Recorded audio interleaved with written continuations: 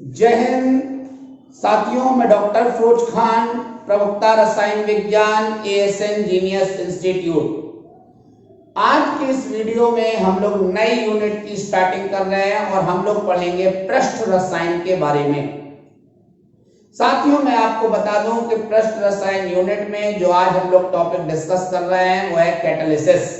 Catalysis मतलब उत्प्रेरण। उत्प्रेरण क्या होता है और भौतिक अवस्था के आधार पर उत्प्रेरण कितने प्रकार का होता है, इस टॉपिक को आज हम लोग डिस्कस करेंगे।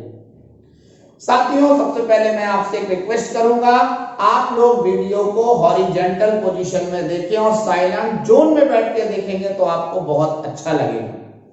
और हम लोग शुरुआत करते हैं सबसे पहले कैटालिसिस के बारे में, मींस उत्प्रेरण के बारे में। आखिर ये उत्प्रेरण क्या होता है? वे पदार्थ जो किसी रासायनिक क्रिया में अपरिवर्तित रहकर क्रिया के वेग को परिवर्तित कर देते हैं उत्प्रेरक कहलाते हैं और इस क्रिया को उत्प्रेरण कहते हैं। मैंने बोला कि वे पदार्थ जो किसी रासायनिक क्रिया में अपरिवर्तित रहकर क्रिया के वेग को परिवर्तित कर देते हैं उत्प्रेरक कहलाते हैं और इस क्रिया को उत्प्रेरण कहते हैं। अब यहां पर एक शब्द आया कि वे पदार्थ जो किसी रासायनिक क्रिया में अपरिवर्तित रहकर, इस अपरिवर्तित शब्द का क्या अर्थ है? इसका मतलब है कि क्रिया में जो उत्प्रेरक इस्तेमाल किया जाता है, प्रयोग किया जाता है, ना तो उसके भार में कोई परिवर्तन होना चाहिए और ना ही उसके संगठन में कोई परिवर्तन होना चाहिए। मतलब अगर किसी क्रिया में आप 1 ग्राम उत्प्रेरक का प्रयोग कर रहे हैं तो क्रिया के समाप्त होने के बाद वो 1 ग्राम उत्प्रेरक हमें पूरा वापस प्राप्त हो जाना चाहिए। दूसरी बात, उसके संगठन में कोई परिवर्तन नहीं आना चाहिए, अर्थात आप उत्प्रेरक को जिस रूप में ले रहे हैं क्रिया में वो वापस उसी रूप में प्राप्त होना चाहिए, उसका संगठन कभी बदलना नहीं चाहिए। तो ये अर्थ था अपरिवर्तित शब्द का। तो मैंने बताया कि वे पदार्थ जो किसी रासायनिक क्रिया में अपरिवर्तित रहकर क्रिया के वेग को परिवर्तित कर देते हैं उत्प्रेरक कहलाते हैं और इस क्रिया को उत्प्रेरण कहते हैं। जैसे जब पोटेशियम क्लोरेट को हम लोग 350 डिग्री सेंटीग्रेड टेम्परेचर पर हीट करते हैं, गर्म करते हैं, तो ये बहुत धीमी गति से KCl और O2 में अपघटित होने लगता है। जब पोटेशियम क्लोरेट को हम लोग 350 डिग्री सेंटीग्रेड ताप पर गर्म करेंगे तो ये बहुत धीमी गति से KCl और O2 में अपघटित होगा, ऑक्सीजन में अपघटित होगा। लेकिन अगर हम लोग इस क्रिया में MnO2 का प्रयोग करते हैं, अगर हम लोग इस क्रिया में MnO2 का प्रयोग करते हैं तो आप देखेंगे ये क्रिया सिर्फ 250 डिग्री सेंटीग्रेड ताप पर होने लगती है और क्रिया का जो वेग था वो पहले से बहुत अधिक हो जाता है। इस क्रिया में MnO2 उत्प्रेरक का कार्य करता है। तो आपने देखा, लास्ट बार सुनते हैं, उत्प्रेरण क्या होता है? वे पदार्थ जो किसी रासायनिक क्रिया में अपरिवर्तित रहकर क्रिया के वेग को परिवर्तित कर देते हैं उत्प्रेरक कहलाते हैं और इस क्रिया को उत्प्रेरण कहते हैं। जब पोटेशियम क्लोरेट को 350 डिग्री सेंटीग्रेड ताप पर गर्म करते हैं तो ये बहुत धीमी गति से KCl और O2 में अपघटित होने लगता है। लेकिन अगर हम लोग इस क्रिया में MnO2 को मिलाएंगे तो ये जो क्रिया है ये सिर्फ 250 डिग्री सेंटीग्रेड पर होने लगती है और क्रिया का वेग भी पहले से बहुत अधिक हो जाता है। इस क्रिया में MnO2 उत्प्रेरक का कार्य करता है। मैं आपको बता दूं कि भौतिक अवस्था के आधार पर उत्प्रेरक 2 प्रकार के होते हैं। पहला उत्प्रेरक कौन सा होता है? पहला होता है समांगी उत्प्रेरण। समांगी उत्प्रेरण ये समांगी उत्प्रेरण क्या है, कॉन्सेंट्रेट करेंगे इस पर। जब उत्प्रेरक और क्रियाकारक, जब उत्प्रेरक और क्रियाकारक दोनों समान प्रावस्था में होते हैं, जब उत्प्रेरक और क्रियाकारक दोनों समान प्रावस्था में होते हैं, अर्थात उत्प्रेरक और क्रियाकारक दोनों या तो गैस अवस्था में हो या फिर दोनों मिश्रित द्रव अवस्था में हो, इसी को बोलना है समान प्रावस्था।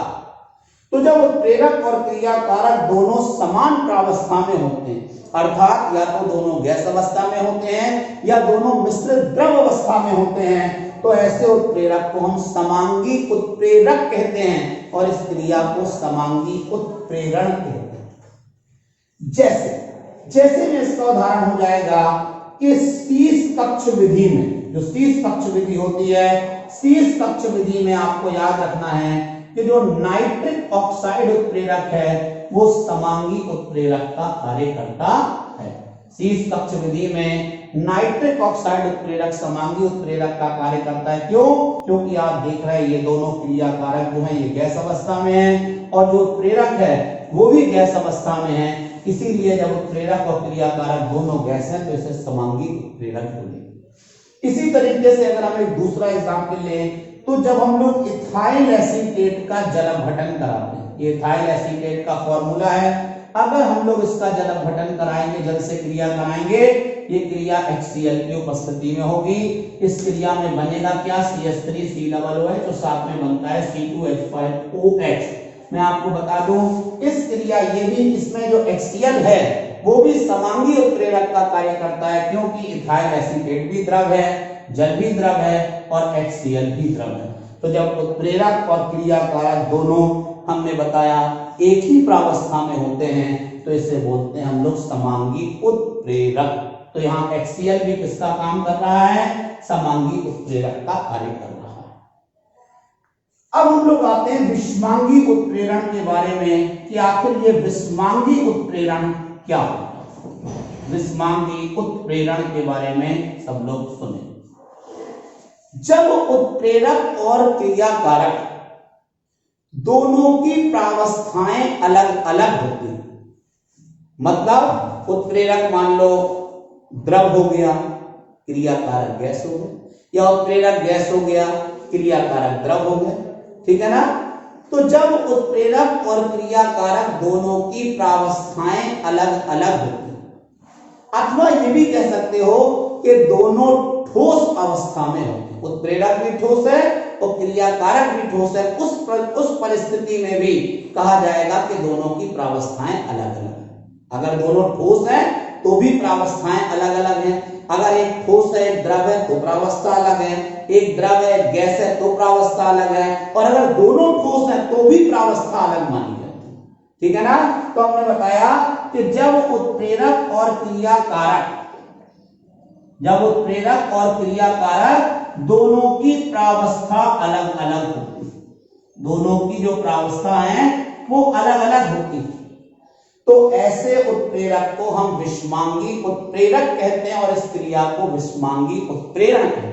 जैसे जब हम लोग हैबर विधि में अमोनिया बनाते हैं, जब हम लोग हैबर विधि में अमोनिया को बनाएंगे तो आपको याद रखना है कि हैबर विधि में अमोनिया बनाते समय आयरन जो होता है वो विषमांगी उत्प्रेरक होता है। क्यों? अरे भाई नाइट्रोजन गैस है, हाइड्रोजन गैस है और जो आयरन है वो सॉलिड है, वो ठोस है, इसीलिए आप देखें प्रावस्थाएं बदल गई। इसी तरीके से अगर हम लोग संपर्क विधि ले लें, और संपर्क विधि में आपको मालूम होना चाहिए जो प्लेटिनम होता है वो भी विषमांगी उत्प्रेरक का कार्य करता है, क्योंकि SO2 O2 आपस में क्रिया करके इसमें SO3 बना रहे हैं। तो यहाँ देखो SO2 गैस है, O2 गैस है, लेकिन प्लेटिनम जो है वो सॉलिड है, तो आपने देखा प्रावस्थाएं बदल गई। तो आपने देखा कि जब उत्प्रेरक और क्रियाकारक दोनों की प्रावस्था अलग अलग होती हैं, अथवा कह सकते हो दोनों ठोस अवस्था में होते हैं, तो ऐसे उत्प्रेरक को विषमांगी उत्प्रेरक कहते हैं और इस क्रिया को विषमांगी उत्प्रेरण कहते हैं। तो मैंने क्या बताया, एक बार साथियों हम लोग बिल्कुल लास्ट बार पूरा टॉपिक एक्सप्लेन करेंगे, पूरा कंसंट्रेशन लगाएं उत्प्रेरण क्या होता है। वे पदार्थ जो किसी रासायनिक क्रिया में अपरिवर्तित रहकर क्रिया के वेग को परिवर्तित कर देते हैं, उत्प्रेरक कहलाते हैं और इस क्रिया को उत्प्रेरण कहते हैं।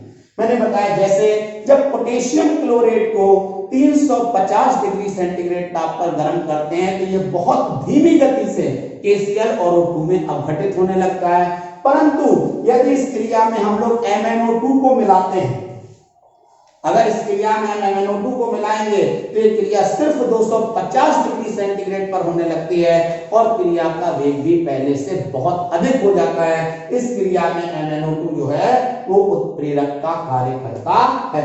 भौतिक अवस्था के आधार पर उत्प्रेरक दो प्रकार के होते हैं। समांगी उत्प्रेरण, जब उत्प्रेरक और क्रियाकारक दोनों समान प्रावस्था में होते हैं, अर्थात या तो दोनों द्रव अवस्था में हो या फिर दोनों गैस अवस्था में हो, तो ऐसे उत्प्रेरक को समांगी उत्प्रेरक कहते हैं और इस क्रिया को समांगी उत्प्रेरण कहते हैं। जैसे शीश कक्ष विधि में नाइट्रिक ऑक्साइड उत्प्रेरक आप देख सकते हैं समांगी उत्प्रेरक का कार्य कर रहा है, क्योंकि क्रियाकारक भी गैस है और उत्प्रेरक भी गैस है, दोनों की प्रावस्था एक ही है। इसी तरीके से जब हम लोग इथाइल एसीटेट का जल अपघटन कराते हैं तो इसमें HCl उत्प्रेरक जो होता है ये भी समांगी उत्प्रेरक का कार्य करता है। क्यों?